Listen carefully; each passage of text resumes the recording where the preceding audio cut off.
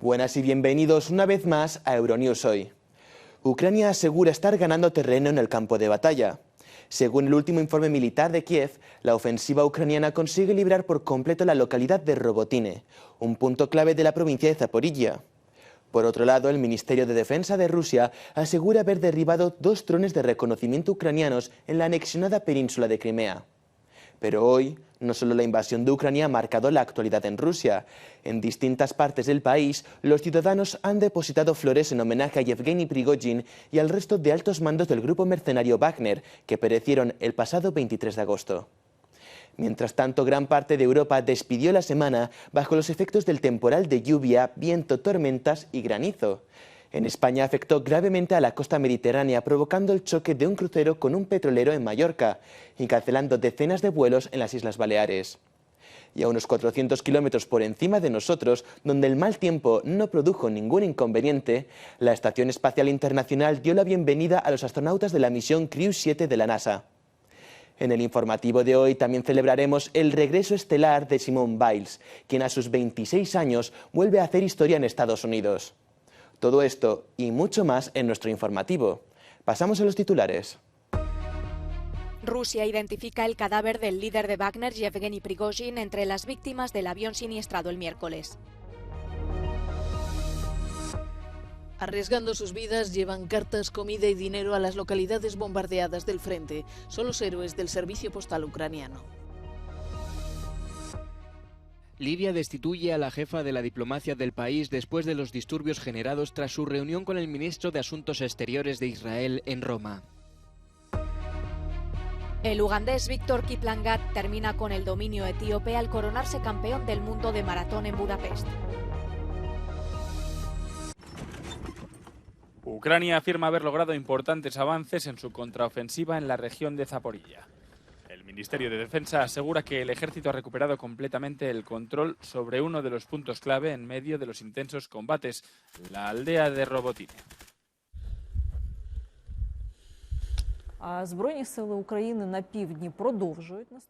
Las Fuerzas Armadas de Ucrania continúan su ofensiva en el sur. Después de la liberación de Robotine, nuestras Fuerzas Armadas se dirigen al sureste de este asentamiento y se dirigen hacia Novodanilivka, Novoprokopivka, Malatokmachka y Ocheretubate.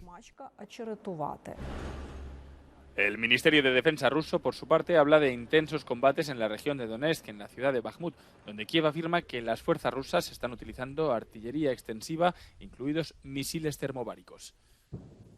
Moscú dice haber derribado 2 drones y un misil ucraniano en Crimea y otra nave no tripulada en la región de Moscú, pero el país no ha registrado daños dentro de su territorio.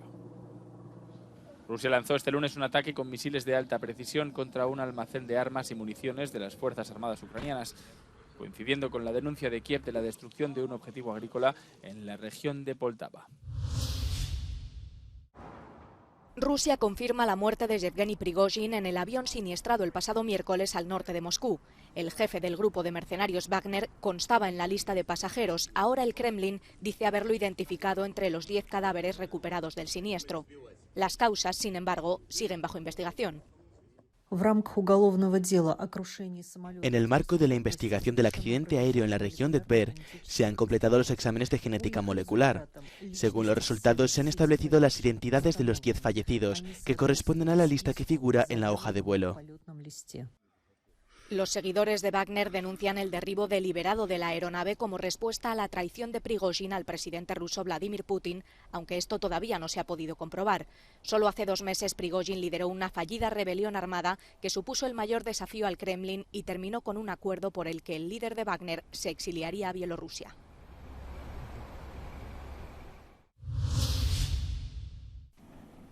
En las localidades ucranianas próximas al frente de guerra, ser cartero es un oficio de alto riesgo. En Chasiv Yar, en Donetsk, el correo llega en furgón blindado, bajo protección militar.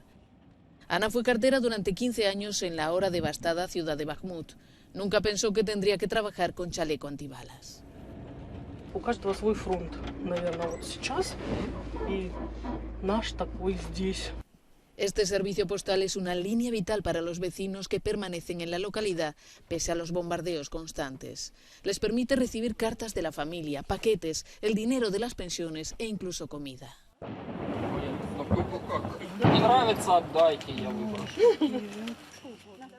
Están muy agradecidos. Por supuesto que estamos contentos. Nos traen comida, nos traen dinero. El reparto debe realizarse rápidamente, pues el riesgo para los carteros y para la población es muy elevado. Cada vez que vienen hay más casas destruidas y quedan menos habitantes. Vienen a un lugar como este. Deben ser valientes para venir aquí. Son valientes, son chicas valientes. No puedo decir que no tengamos miedo. Yo también tengo miedo. Tienes miedo, pero ya sabes, esto está lejos, eso está cerca. Cuando está cerca nos metemos en nuestros coches y nos vamos.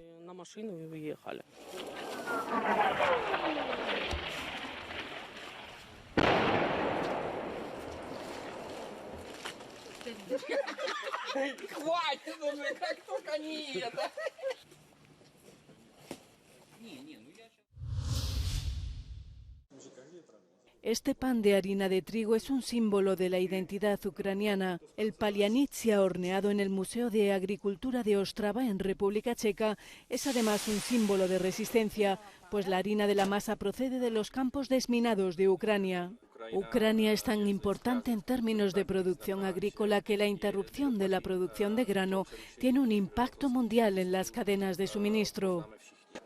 Bajo el eslogan "El hambre de Putin", la exposición muestra cosechadoras destruidas y apunta a la falta de productos agrícolas procedentes de Ucrania. Pretende además combatir la desinformación sobre la guerra. Hornear pan con harina de un campo minado es un símbolo, pero nos gustaría que el público convirtiera los símbolos en sentimientos, y por eso es necesario no solo hornear pan, sino también contribuir a la maquinaria de desminado. El público puede participar en la adquisición de equipos de desminado Boshena a través del sitio web Un regalo para Putin, que recolecta fondos para el desminado de Ucrania. Boshena puede surcar un paso de 4 kilómetros por 8 metros de ancho a través de un campo minado en una hora. El sistema de desminado Boshena, que ayuda a proteger las vidas de personas inocentes, cuesta más de 15 millones de coronas, unos 625.000 euros, una cantidad que ya ha sido recaudada en gran parte. Sin embargo, en Ucrania se necesitarían ahora mismo al menos 1.000 máquinas Boshena.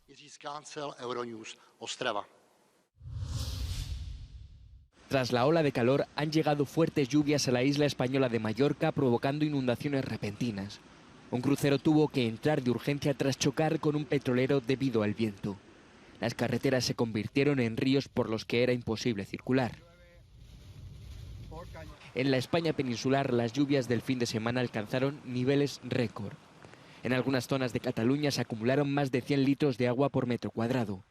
Los bomberos tuvieron que rescatar a una persona que había quedado atrapada en su coche debajo de un puente. Las lluvias torrenciales y los fuertes vientos también afectaron al norte de Italia. Primero en Lombardía el sábado, con tormentas que arrancaron árboles y dañaron tejados. Y el domingo en Liguria.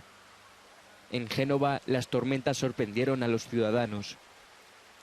El ciclón Popea, procedente del norte de Europa, avanza por el país con la intención de acabar con la ola de calor estival. No obstante, Grecia sigue ardiendo, aunque el fuego que se declaró este sábado en la isla Cíclada de Andros, probablemente provocado por un rayo, quedó controlado el domingo. Los bomberos permanecen en los focos clave como medida de precaución debido a los fuertes vientos que soplan en la zona. La Fiscalía de Rumanía ha abierto una investigación sobre las 2 explosiones en una gasolinera de gas licuado de petróleo sin licencia de los suburbios de Bucarest. Ambas han dejado al menos 2 muertos y más de medio centenar de heridos este fin de semana. Varias personas se encuentran en estado crítico debido a la gravedad de las quemaduras. Los destrozos fueron considerables. La mayoría de los heridos son bomberos que se encontraban en el lugar durante la segunda explosión. Habían acudido a la estación de la localidad de Crevedia para extinguir las llamas que se habían producido en el primer estallido. El incendio se inició mientras se trasladaba gas de un camión cisterna a otro. Se especula con la posibilidad de que se tirara un cigarrillo en un descuido. Cientos de personas han hecho cola para donar sangre. El presidente de Rumanía, Klaus Iohannis, ha calificado las explosiones como una tragedia y se ha mostrado profundamente entristecido por lo ocurrido. El depósito era del hijo del alcalde de Crevedia, miembro del partido gobernante. Casi 4.000 migrantes saturan el único centro de acogida de la pequeña isla italiana de Lampedusa, con capacidad para solo 400 después de una noche de desembarcos incesante a través del Mediterráneo central. Las autoridades están trasladando en barcos a los rescatados a otros puntos del país para descongestionar el albergue. Lampedusa, cerca de las costas de Túnez y Libia, ha recibido 53 pateras en pocas horas. El flujo migratorio por el Mediterráneo central ha aumentado con el buen tiempo. En lo que va de año han desembarcado en Italia más de 107.000 migrantes, más del doble que en el mismo periodo del año pasado. Lampedusa ha pasado a ser en la imaginación colectiva esa isla italiana en la que desembarcan masivamente migrantes. Cuando el centro de recepción local está abarrotado, la única solución es llevarlos a otros lugares de Italia. Este grupo fue trasladado a la ciudad siciliana de Porto Empedocle a bordo de un ferry tras pasar 24 horas en la isla. La mayoría son subsaharianos que huyeron de Túnez tras una oleada de ataques racistas, como nos explican dos mujeres del grupo. Los tunecinos no querían vernos allí. No les gustábamos, no nos sentíamos bienvenidos, por eso nos fuimos. A mí no me deportaron al desierto, a mis amigos sí, sabemos que allí murió gente. Me fui de Burkina a causa de la guerra. Fui a Túnez para poder viajar a Italia, pero no duré mucho allí. Fue muy difícil porque no les gustan los negros. Los migrantes esperan para subir a bordo a que todos los pasajeros, incluidos los turistas, abandonen el barco. Las opiniones de las personas que viven en la isla sobre esta llegada de migrantes cotidiana son contrastadas. Muchos nos han dicho que la gestión de las autoridades de los desembarcos ha mejorado en comparación con lo que ocurría en el pasado. Pero si de un lado muchos se han acostumbrado a estos eventos, otros se dicen preocupados por la imagen y la reputación de la isla, sobre todo para los que vienen de fuera. Aquí hay mucha solidaridad. La población de Lampedusa se merece el premio Nobel. Pero obviamente cuando llega la temporada de verano, muchos cancelan sus reservas debido a la mala publicidad. Y eso puede convertirse en un problema para las personas que viven del turismo. Acoger a gente nueva forma parte del ADN de la isla. Los primeros desembarcos de migrantes se remontan a principios de los 90. No había todavía centro de acogida y las familias locales solían recibirlos en sus casas.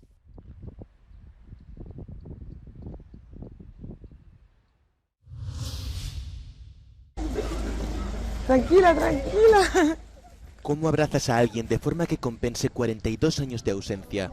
Esta es la pregunta que se hace Jimmy Lippertayden, quien ha viajado desde Estados Unidos a Chile para ver por primera vez a su madre biológica. María Angélica González y su hijo fueron víctimas del tráfico de niños durante la dictadura de Augusto Pinochet. Ahora, gracias a la ONG Nos Buscamos, Jimmy descubrió que su adopción en Estados Unidos fue falsificada y que su familia biológica siempre le ha estado esperando. Ella dijo: mi hijo, no tienes ni idea de los océanos que he llorado por ti. ¿Cuántas noches me he desvelado rezando para que Dios me dejara vivir lo suficiente para saber qué te pasó? Nos Buscamos descubrió que Jimmy nació en un hospital de Santiago y que a su madre le dijeron que había muerto y que se habían deshecho de su cuerpo. Gracias a una prueba de ADN, Jimmy no solo confirmó que era 100% chileno, sino que pudo ponerse en contacto con su primo hermano y justo después con su madre biológica. Constanza del Río, fundadora de Nos Buscamos, explica que ya han organizado más de 450 reuniones entre adoptados y sus familias biológicas en los últimos 9 años. Una problemática que afectó sobre todo a las familias pobres. Esto no era para salvarlos de la pobreza o evitar que se murieran de hambre o lo que fuera. Esa era la película que presentaban. Pero la verdadera historia era que estos niños eran robados a familias pobres, mujeres pobres que no sabían cómo defenderse. Aunque Jimmy logró reunirse con su familia biológica, reconoce que la reunificación puede ser difícil.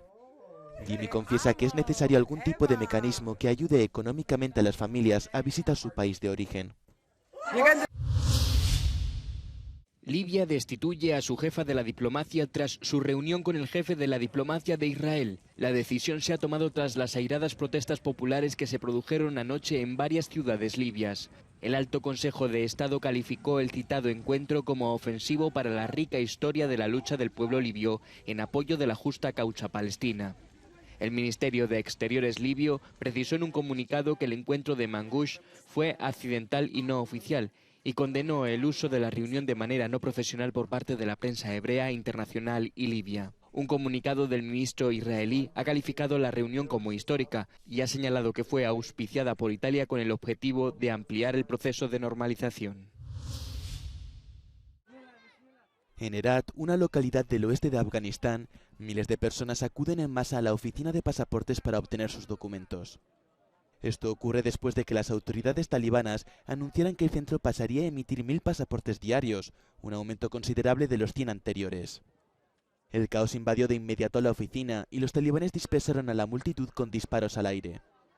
Y es que muchos de los presentes afirman necesitar los pasaportes para cruzar la frontera a Irán y recibir el tratamiento médico que no está disponible en Afganistán. El convoy del agua ha llegado a París. La manifestación ecologista que partió el 18 de agosto del pueblo de Les Halles, en Nueva Aquitania, ha aterrizado enfrente de la Torre Eiffel. Las asociaciones ecologistas llevan tiempo protestando contra los planes del gobierno francés de crear megaembalses de agua para ayudar a los agricultores a hacer frente a la sequía estival. Instan al gobierno a fomentar prácticas agrícolas que conserven los recursos. La comitiva, formada por unas 1000 personas a pie y en bicicleta, se dirigió después al este de la capital francesa, donde se celebra un festival medioambiental. Las míticas casetas de libros que acompañan al río Sena en París se resisten al cambio que pretende hacer la capital para los Juegos Olímpicos. Ya han recabado más de 120.000 firmas para seguir en el lugar que están durante la ceremonia de apertura. Se espera que atraiga a 600.000 personas a las inmediaciones del Sena. Es la primera vez que una ceremonia así se hace fuera del estadio y las autoridades temen que las casetas sirvan como escondite de explosivos que amenacen la seguridad del evento. Los vendedores de libros han propuesto que se sellen durante la ceremonia.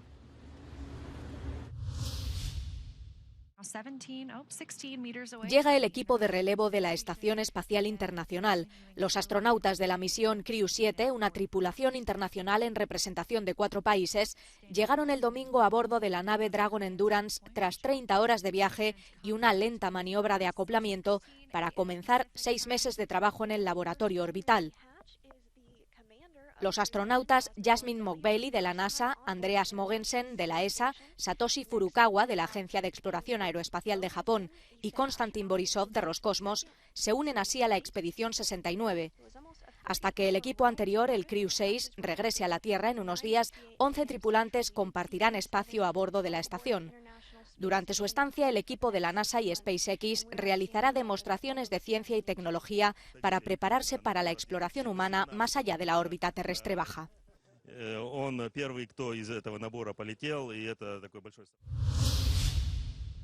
La gimnasta estadounidense Simone Biles obtiene otro récord tras lograr su 8º título en el Campeonato de Gimnasia de Estados Unidos. La 4 veces campeona olímpica ganó el domingo otra medalla de oro en la competición nacional que se celebró en San José, con una sólida ventaja sobre Silis Jones, que quedó segunda. Además, lo ha conseguido tras 2 años de descanso. Rompe así el récord que en su día obtuvo Alfred Jokin, sumando 7 en 1933, y que posteriormente fue igualado por la propia Simone Biles. La gimnasta ha obtenido en todo el concurso 118.450 puntos. El ugandés Victor Kiplangat se corona campeón del mundo de maratón en Budapest y termina con el dominio de los etíopes. La capital húngara ha acogido hasta este domingo 9 días de competiciones del Campeonato del Mundo de Atletismo, algo más de una semana en la que hemos visto a la venezolana Yulimar Rojas sufrir para proclamarse nuevamente campeona del mundo de triple salto y a los españoles María Pérez y Álvaro Martín hacer historia por partida doble. Se hicieron con 2 medallas de oro cada uno en las carreras de 20 y 35 kilómetros marcha. 49 competiciones después, con casi 2.200 atletas de más de 200 países, el Campeonato del Mundo de Atletismo ha servido de promoción de los lugares más emblemáticos de Budapest. Los organizadores calculan que 50.000 turistas extranjeros asistieron al evento en el recién construido estadio de atletismo. Y el gobierno de Viktor Orbán confía en que la experiencia siente las bases para una eventual candidatura de Hungría para acoger los Juegos Olímpicos. Con esto llegamos al final de nuestro resumen de noticias. Recuerden que si quieren saber más sobre el resto de la actualidad internacional, pueden acudir a nuestra página web y redes sociales. Les dejamos, como es habitual, con el No Comment del día. Esta vez viajamos a Londres, al barrio de Notting Hill, donde los bailarines y las carrozas han celebrado la cultura caribeña. Muchas gracias por vernos. Volveremos mañana con más noticias.